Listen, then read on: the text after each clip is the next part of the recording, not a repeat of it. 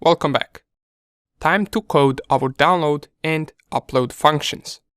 So for now, we coded a bunch of different options such as executing commands, quitting out of the shell, changing directories, clearing the screen, but let's also see how we can create two functions that will allow us to download and upload files on the target machine. So let's start with server first. I'm going to navigate to my tools and to the backdoor directory. Here I will nano our server, and inside of the server down here, we want to code the download function first. So download function will be used to download the files from the target machine. And the reason why I'm saying this is because even though it is obvious, from our server we will be downloading files, but from our backdoor code we will be uploading files. What do I mean by that?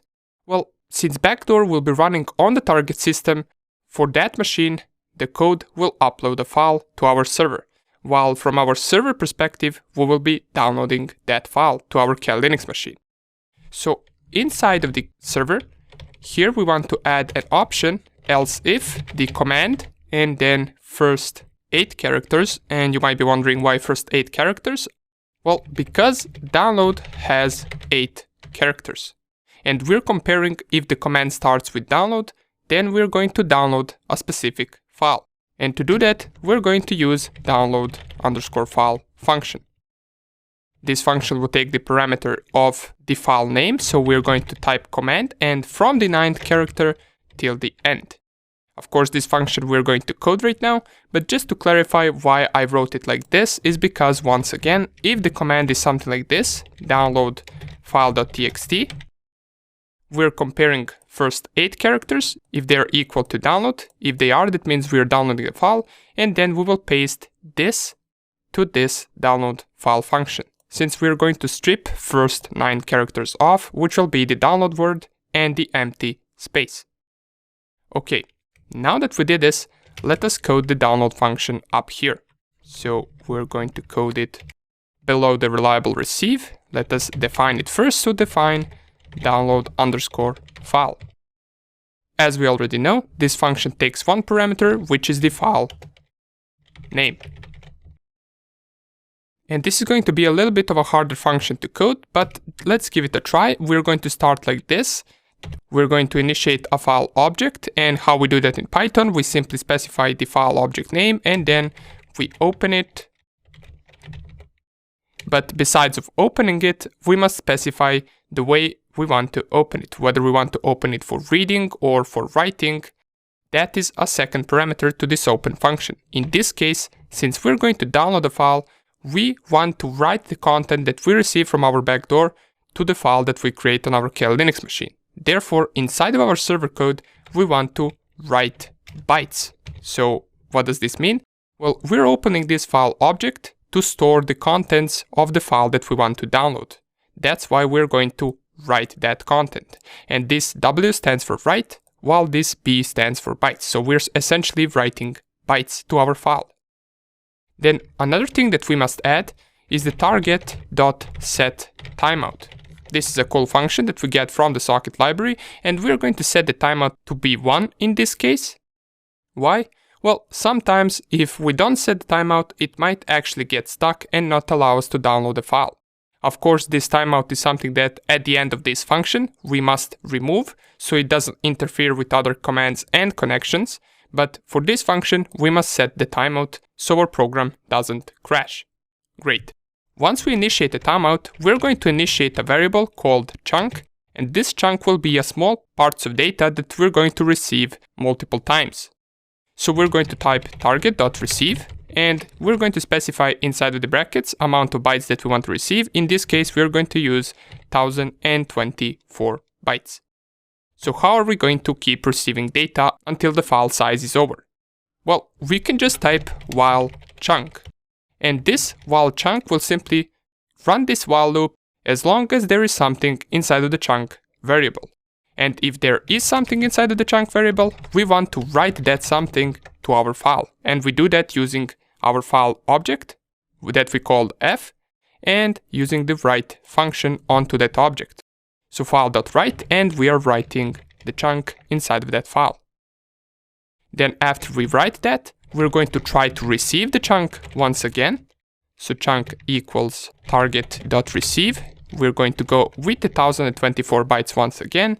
And if we run into a timeout, so socket.timeout as error, we are going to simply break out of this while chunk loop, because that would mean that we reached the end of the file.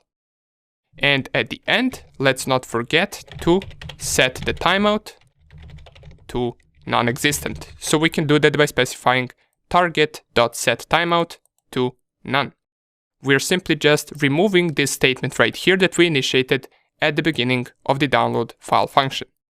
And the one last thing that we must do is anytime that we open a file object, once we are finished with that object, we must close it inside of our function. So I will just type f.close. Great. This is our download file function that we're going to run inside of the server code. Now let's see how we can create the correspondent function to this inside of the backdoor code. Remember, from here we're downloading a file, but from the backdoor we are uploading a file. So what we must do right here is inside of the shell function, we must add an else if statement. So else if command, first 8 characters are equal to download. We're doing the same thing that we did in our server, just here we're going to call upload file onto the file name. So from the 9th character till the end. Since our backdoor is uploading a file, the function will be quite a lot easier to code. So let us go up here, and below the connection function we can define upload file. This of course will take file name as the parameter, and only thing we need to do is open the file that we want to upload to the server. In this case, we're going to define the file name as the first parameter, just as we did inside of our download file in the server code. Just this time, we're going to read bytes from this file. Why? Well, from the backdoor, we're not writing or storing a file onto the system. We're simply just reading the contents of the file that the server wants to download, and we're going to send that content to our server program. So how can we do that in Python? Well, we can type as.send, and the thing that we're sending is file.read. This is the entire upload file function. But before we actually close off this video, we must also code the upload function. What if we want to upload a file to the target system from our Kali Linux machine? Well, it is pretty much the same thing. We just need to reverse these two functions, which are upload file and download file. So what I'm going to do is I'm going to copy this function, save this program, go to my server code, and I'm going to paste the upload file function right above the download file. Just here, I'm going to change the s.send into target.send. When will this function run? Well, it will run if the command starts with upload. So let's define it down here in the target communication, else if command and first 6 characters are equal to upload. Then we're calling the upload file function onto the command, and from the 7th character till the end. Once again, from the 7th character, because after the 7th character starts the name of the file that we want to upload. Okay, great. And one more thing that we must do is now we must copy this download file function and add it to our backdoor code. Let's save this, go to our backdoor code. And since we already have the upload file function, right below it, we're going to add the download file function. But of course, we must change this target into S, because target is not initiated inside of our backdoor code. Here as well. Inside of this statement as well we must change. And at the end, once we remove the timeout, we must also add S. Great. Now that we did all of this, our functions should run.